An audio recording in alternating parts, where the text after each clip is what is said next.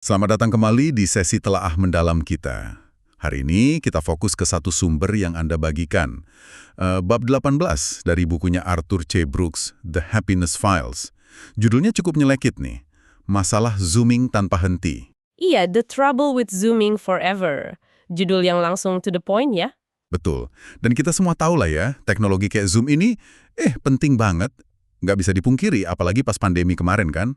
Oh jelas, Brooks juga mengakui kok di bab ini. Dia bilang teknologi ini ikut nyelamatin ekonomi, pas lebih dari 40% pekerja di US tiba-tiba harus WFH. Benar. Sampai sekarang juga masih banyak yang ngerasain manfaatnya. Ada yang bilang lebih produktif, terus ya enak juga sih nggak perlu ribet naik pesawat atau komuter kan? Iya, kenyamanannya itu nggak bisa dipungkiri lah. Tapi, nah ini dia intinya, pertanyaan yang diangkat Brooks di bab ini. Kemudahan ini beneran gratis nggak sih? Jangan-jangan ada biaya lain yang kita bayar. Mungkin ke kualitas kerja kita, hubungan kita, atau bahkan kebahagiaan kita. Biaya tersembunyi ya. Iya. Brooks pakai analogi yang menurut saya oke banget. Interaksi video ini kayak junk food. Oh, junk food. Menarik. Gimana tuh maksudnya? Iya kayak cepat, praktis, bikin kenyang sementara pas lagi lapar banget. Tapi kan jelas bukan pengganti makanan sehat yang bergizi seimbang buat jangka panjang. Gitu analoginya. Oke, paham. Jadi interaksi video ini ngeganjal kebutuhan koneksi kita, tapi bukan nutrisi sosial yang sebenarnya gitu ya. Kurang lebih gitu. Jadi misi kita sekarang ini kita coba bongkar nih dampak-dampak tersembunyi dari interaksi virtual yang non-stop ini. Berdasarkan bab 18 ini. Terus kita lihat apa yang bisa kita ambil pelajarannya. Oke, mari kita mulai bedah ya. Siap. Nah, sumber ini langsung ngebahas fenomena yang pasti udah akrab banget buat Anda. Zoom fatigue, kelelahan Zoom. Ini bukan cuma perasaan capek biasa kan ya, ada sainsnya ternyata. Betul sekali. Brooks nyebutin soal pengembangan skala kelelahan dan keletihan Zoom. Itu dari Vauville dan rekan-rekannya tahun 2021.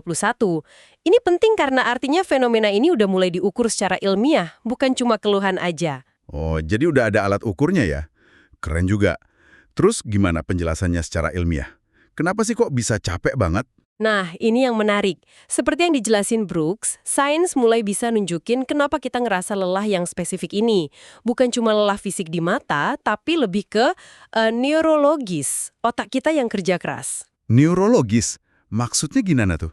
Jadi Brooks mengutip peneliti kayak Riddle, itu tahun 2022, dia nemuin ada dampak spesifik ke cara kerja otak kita pas lagi video conference. Salah satunya ke neuron cermin kita. Neuron cermin? Yang buat empati itu bukan sih? Tepat. Neuron ini kan krusial banget biar kita bisa ngerasain atau paham perasaan orang lain, buat bisa nyambung secara emosional. Nah, kata riset yang dikutip Brooks, interaksi lewat layar ini bisa jadi agak menumpulkan fungsi neuron cermin itu. Wah, serius? Jadi kita jadi lebih susah baca ekspresi atau connect gitu ya? Bisa jadi begitu. Kita jadi lebih susah nangkep sinyal-sinyal nonverbal yang halus, yang biasanya gampang kita tangkep kalau ketemu langsung. Itu satu hal. Oke. Terus ada lagi? Ada lagi yang unik banget. Ini soal sistem GPS di otak kita. Jadi otak kita tuh punya semacam mekanisme buat nandain lokasi fisik kita. Nah, pas kita lagi Zoom atau video call, otak kita tuh bingung. Bingung gimana? Ya bingung. Fisik kita kan di satu tempat, misalnya di rumah. Tapi perhatian kita, interaksi kita itu ke ruang virtual yang bisa jadi jauh banget sama orang-orang yang juga di tempat lain. Nah, kebingungan spasial ini, kata para ahli saraf yang dikutip Brooks, itu nguras energi mental kita banget. Oh gitu. Analoginya Brooks tuh kayak baterai HP yang cepet habis kalau kita pakai Waze terus-terusan. Otak kita kerja ekstra keras nyari lokasi dalam situasi yang nggak biasa ini. Wah, analogi Waze itu pas banget sih. Pantesan rasanya rapat Zoom sejam bisa lebih capek dari meeting offline 4 jam. Kayak yang dibilang di buku ini ya? Persis, itu salah satu penjelasan ilmiahnya. Beban kognitifnya emang beda. Kalau ketemu langsung, otak kita lebih santai gitu ngolah lingkungan sama interaksi sosialnya. Kalau virtual, ada lapisan kompleksitas tambahan yang bikin boros energi mental. Masuk akal banget. Dan kelelahan ini dampaknya serius ya ternyata. Banget! Bukan cuma soal nggak nyaman doang. Brooks nekenin banget kaitan antara Zoom fatigue ini sama kesehatan mental. Dia nyebut studi dari Elbogen DKK tahun 2022. Itu studi tentang apa? Studi itu nemuin korelasi yang agak mengkhawatirkan.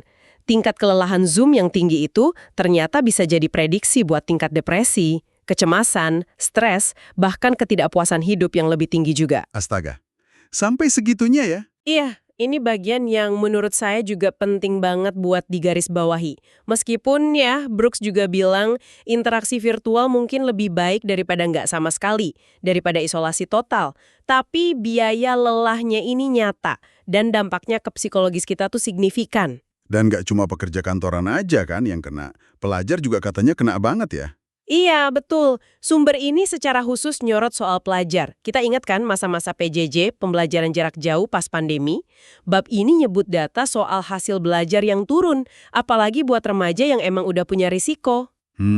Iya ingat banget masa itu. Susah emang kelihatannya. Ada studi spesifik dari jurnal Neuroregulation tahun 2021 yang dikutip Brooks. Itu nunjukin hampir 94% mahasiswa yang disurvei ngelaporin kesulitan sedang sampai cukup besar pas belajar online. 94%? 94%, itu hampir semuanya dong. Gila sih angkanya. Iya, gede banget kan? Artinya ini bukan masalah segelintir orang, tapi pengalaman mayoritas pelajar waktu itu. Pengalaman belajar yang harusnya nambah ilmu malah jadi sumber stres buat hampir semua mahasiswa. Ini jelas bikin kita mikir ulang ya soal keseimbangan pakai teknologi ini ke depan. Nggak cuma di kerjaan, tapi juga di pendidikan. Apa iya efisiensinya sepadan sama potensi turunnya kualitas belajar dan tekanan mental ke siswa? Itu pertanyaan besarnya. Dan Brooks nggak ngasih jawaban simpel. Malah dia ngajak kita mikir lebih dasar lagi. Kalau Zoom dan teman-temannya ini intinya cuma simulasi dari interaksi asli, terus apa dong nilai dari ketemu langsung yang beneran itu? Apa yang hilang kalau kita ganti pakai icon digital di layar? Konsep simulasi ini dalam juga ya? Dia serius banget pakai istilah ini. Interaksi virtual sebagai simulasi kehidupan nyata. Gambar di layar itu bukan orangnya, cuma representasi digital. Gimana dia ngembangin ide ini? Dia ngaitinnya pertanyaan filosofis yang lebih gede lagi. Mungkin kedengeran kayak film sci-fi, tapi relevan. Kita ini sebenarnya pengen hidup kita, hubungan kita, bahagia kita, itu dasarnya realitas beneran atau cukup puas sama simulasi yang makin canggih? Wah, berat juga pertanyaannya. Dia bahkan nyinggung artikel di Scientific American tahun 2020 soal hipotesis kemungkinan kita hidup di simulasi komputer itu 50-50. Bukan buat ngebuktiin itu bener ya, tapi buat nekanin satu hal. Kita sebagai manusia itu punya kerinduan dasar akan keaslian, pengalaman yang real. Nah, kerinduan ini yang menurut dia lagi ditantang, bahkan mungkin terkikis sama dominasi interaksi virtual sekarang. Jadi, khawatirnya tuh bukan cuma capek atau produktivitas turun, tapi ada resiko yang lebih. Eksistensial gitu ya. Teknologi ini bisa bikin bagian paling penting dari hidup kita, yaitu koneksi antar manusia yang asli, jadi kerasa palsu, kurang nyata. Kurang lebih gitu kekhawatirannya. Pemikiran yang cukup bikin merenung sih. Iya. Terus apa artinya ini buat Anda, pendengar kita, yang mungkin ya sama kayak kita lah, banyak habisin waktu di depan layar, interaksi lewat ikon digital. Apa kita harus benci teknologi ini? Iya, nggak gitu juga.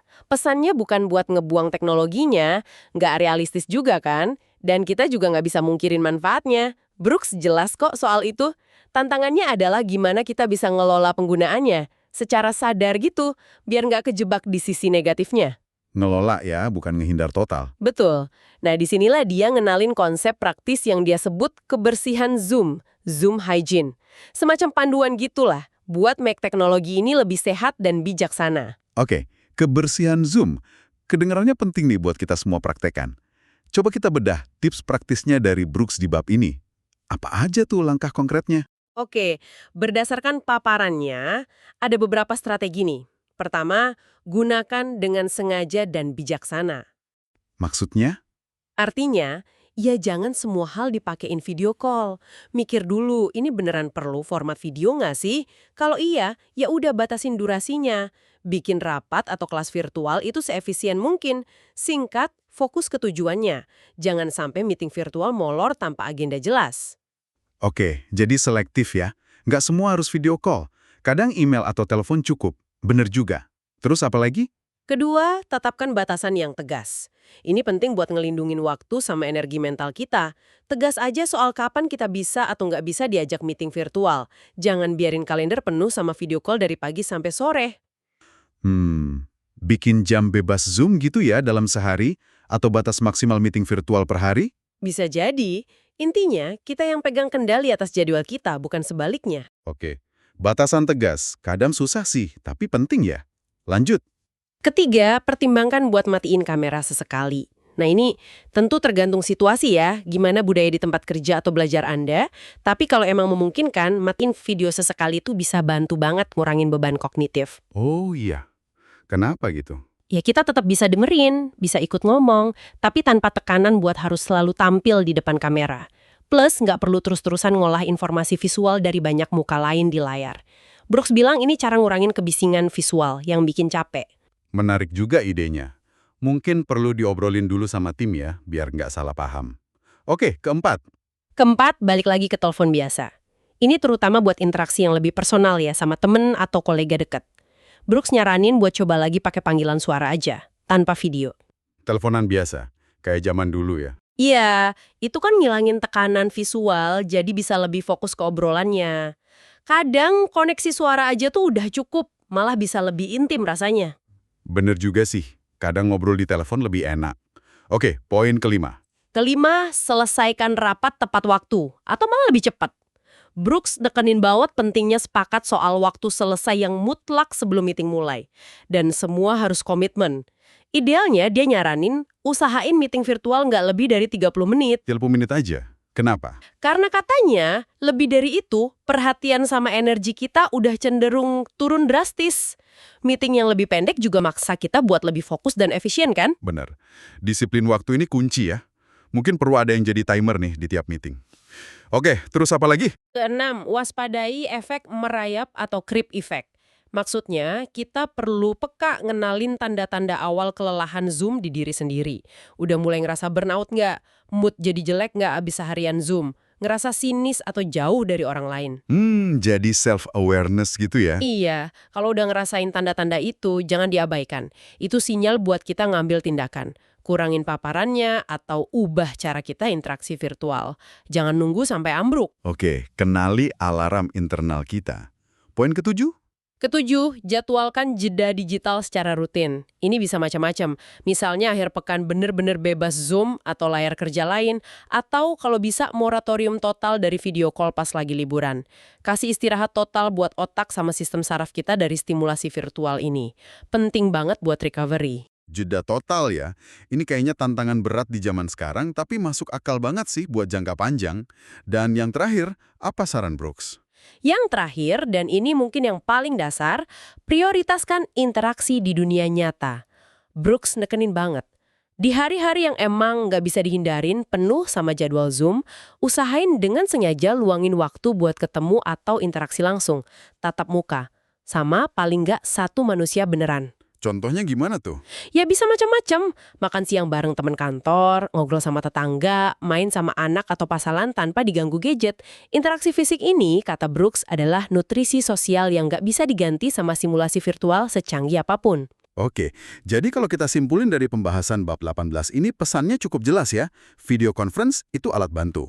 Penting, ada manfaatnya, tapi ada harganya juga secara neurologis dan psikologis. Nggak bisa kita anggap enteng. Iya, ini semacam simulasi interaksi manusia. Kalau kita kebanyakan konsumsi tanpa sadar, bisa bikin capek mental, bisa memicu kelelahan kronis, bahkan bisa nyumbang ke masalah kesehatan mental kayak depresi. Plus, ada risiko hubungan kita jadi kurang dalam, kurang otentik. Jadi bukan berarti kita harus musuhin teknologinya ya? Bukan itu intinya. Teknologi kan netral. Yang penting gimana kita makainya. Kuncinya, kata Brooks, ya pengelolaan yang sadar. Pakai pertimbangan. Terapin prinsip kebersihan Zoom tadi. Terus cara aktif, cari dan utamain momen ketemu langsung yang berarti. Jadi ini soal nemuin keseimbangan ya?